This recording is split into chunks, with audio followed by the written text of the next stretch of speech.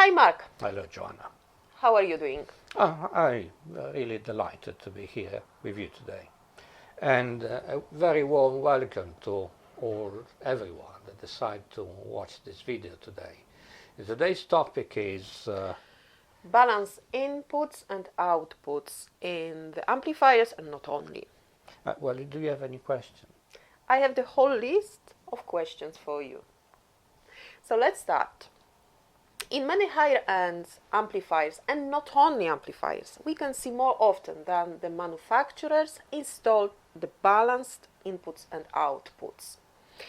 What are they, and what's the difference between balanced and unbalanced inputs or outputs? Balance lines are nothing new. Used in the professional audio field for broadcasting, studio recording for many decades. All professional electronics that are used in broadcasting and in professional audio recording have balanced input and output. The reason they use this kind of input is to fight noise. Balance a line on a mast. When you have a very long cable, they are prone to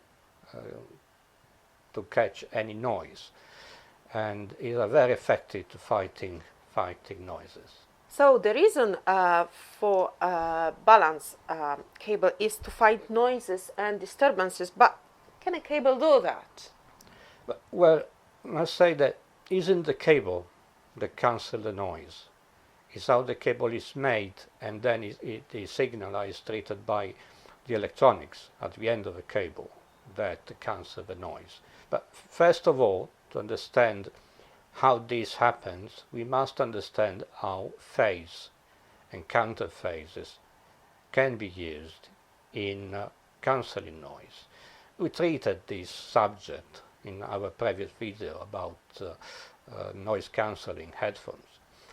But I think that I prepared a very little clip that explains how phase work, and it's necessary to understand what we will be talking later on.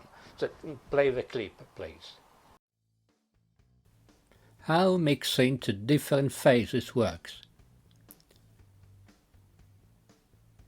When you mix two identical sounds, the resulting sound will be the sum of both phases.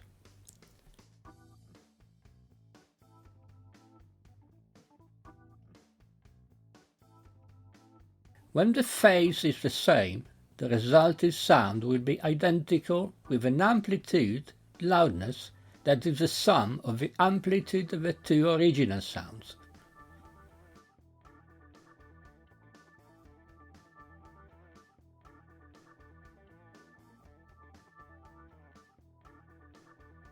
When the phase is shifted 180 degrees between the two sounds, the sum of their opposite phases is zero. The result is silent output. I knew that, but good that you showed and explained this concept to those who are not very familiar with it. But what this has to do with the cable? To understand this, we have to understand how the signal are into the cable. The first thing you can notice is that a balanced cable has more wires than an unbalanced one. Inside the balanced cables there are 3 wires. One is the signal exactly as it comes out from the source, and then there is another wire that carry the exact same signal but inverted in phase, and then there is a separate signal ground.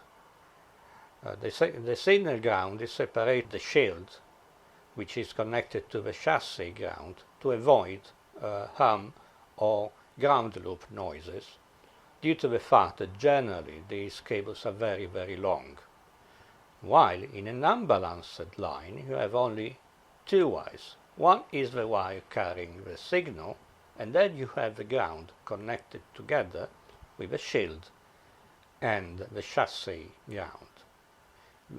to understand how these cables, in which environment these balancing cables are used, I prepare another short clip. I think it's better if we play the clip now. The signals in a balancer cable explained.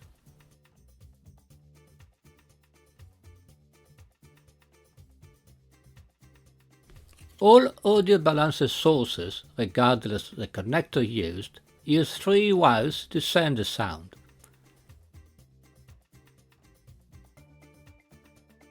The hot wire with the sound, the cold wire with the same sound but inverted in phase, the signal ground wire. We will ignore the signal ground wire in the next representations.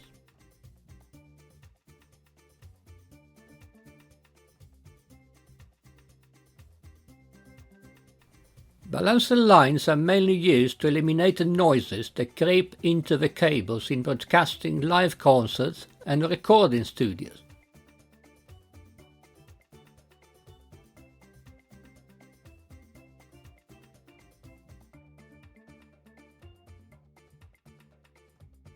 And yes, it looks like that.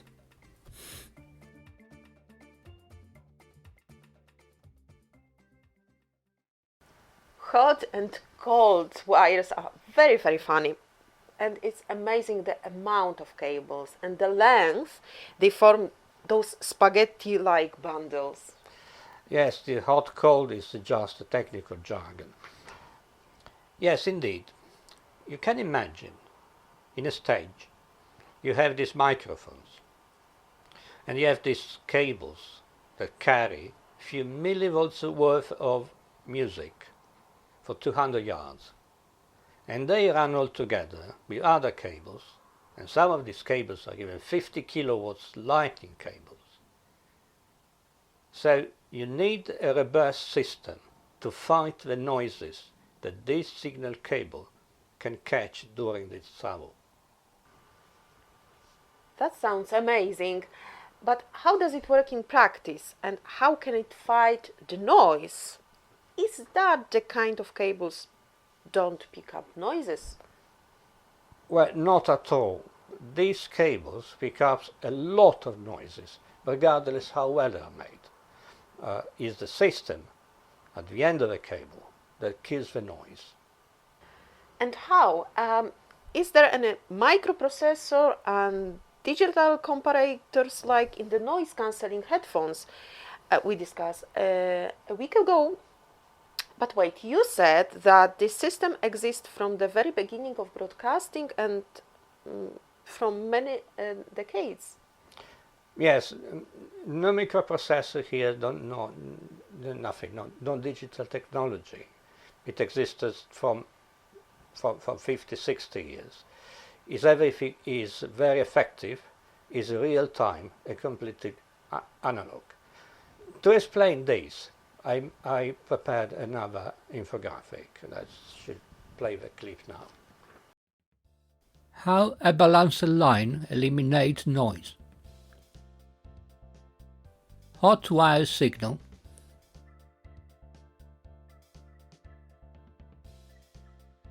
Cold wire signal.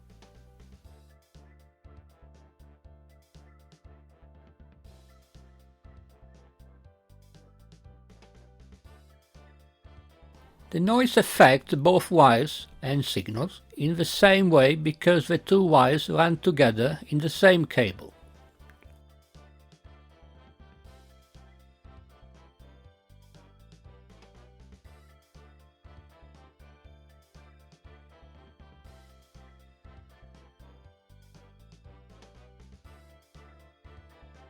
The signals go to the amplifier, the hot signal in the non-inverting input and the cold signal in the inverting input.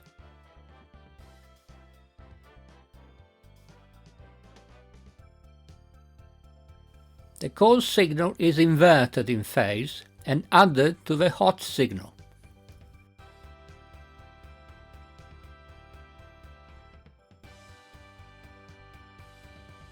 The noise in both signals is the same, but the noise in the cold wire is inverted in phase now.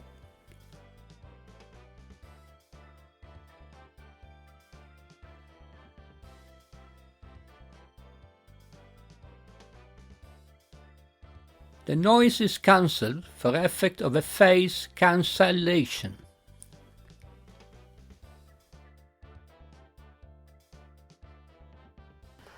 Oh wow, that's a pure analog technology, simple and effective. Indeed, no digital technology is very fast and absolutely real time. You've said that balanced lines are for professional audio electronics, mainly for studio recording and broadcasting. Why are they more and more proposed in consumer domestic audio electronics? Well, the reason is quite simple. In most cases, the balanced line costs pennies and can make look your equipment professional, and that is says better and for better money. And is it better? If you ask a pro engineer, he would tell you yes, it is better, but not for a reason that an audiophile believe. It is better because it fights noise and give a little boost in the audio signal, but in any way will not improve the quality of your system. The audiophile think that it's better because think it sounds better. And is it? No, it isn't. Sometimes the contrary is true. That the balance line can be technically a little bit worse. That's quite surprising and against the popular belief. Can you explain why isn't better or even maybe worse? Well, believe that balance line are better is one of the audio folklore running nowadays and fueled by the industry, that they want to sell the electronic for features they actually don't have. Some audiophile can hear a difference between the sound of a balanced line against the unbalanced line, but this doesn't mean that this difference is a betterment of the sound. It's a difference that can be perceived as a betterment.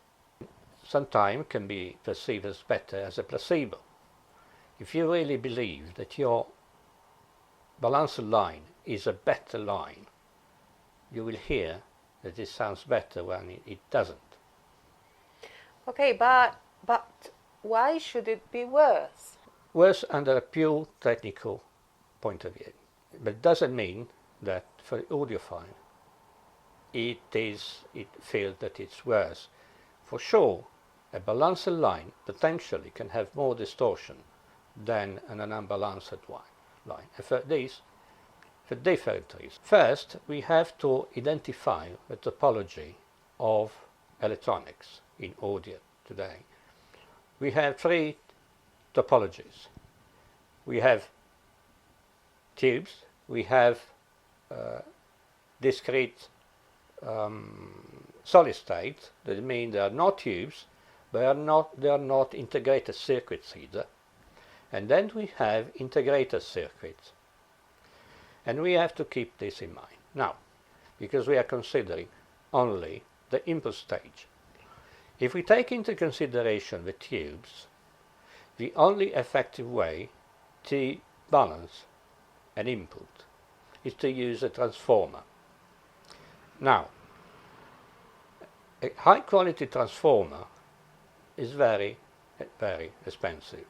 Seldom are used in consumer products, but if they are used, they hike up the price quite a lot.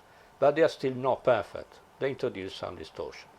If the transformer is not of stellar quality, then we have serious increasing of distortion and maybe limitation of bandwidth. Then we have the discrete solid state.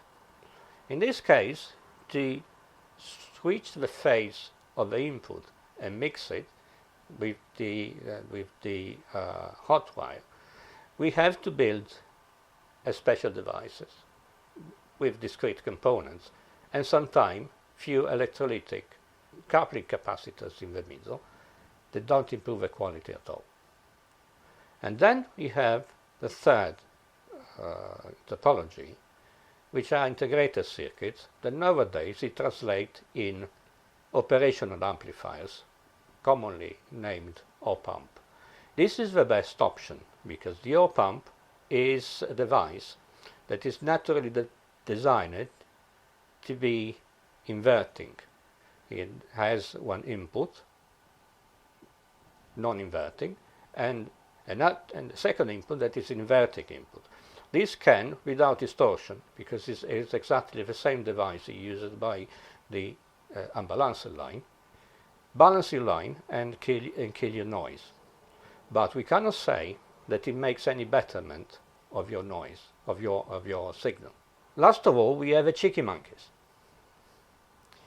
There are manufacturers that takes the cold wire and just connect it to ground with no noise cancellation at all, and they don't bother because they know that this device will be used in a domestic environment with a 6 feet cable that has no chance to intercept any kind of noise, so they don't care.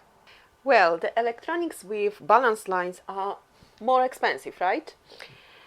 And then with no sound improvement, and often rather that contrary, there is any valid reason to use them in an home environment.